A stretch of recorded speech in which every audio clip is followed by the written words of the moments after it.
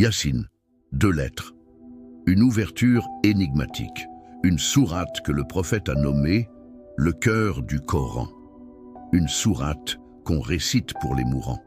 Une sourate qu'on lit dans les moments critiques, quand tout vacille. Mais que savons-nous vraiment de cette sourate? Elle commence comme beaucoup de sourates révélées à la Mecque, avec une déclaration de vérité. Tu es, certes, du nombre des messagers sur un droit chemin.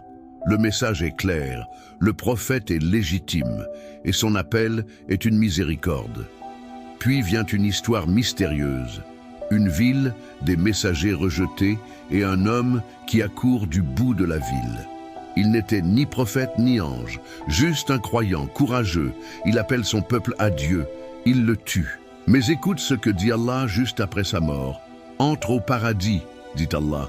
Il dit « Si seulement mon peuple savait ». C'est une scène puissante, la foi simple, courageuse d'un homme ordinaire et la récompense immédiate, le paradis. Cette histoire est une parabole. Beaucoup de savants disent qu'elle illustre l'histoire spirituelle de l'humanité. Messagers envoyés, peuple aveugle, croyants sacrifiés, résurrection promise.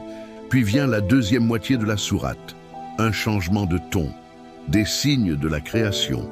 La nuit, le soleil, les cycles. Tout appelle à Dieu, tout annonce la résurrection. Mais les hommes disent, qui fera revivre les ossements lorsqu'ils seront poussière? Allah répond, celui qui les a créés une première fois les ressuscitera. Puis la sourate se termine dans une majesté rare.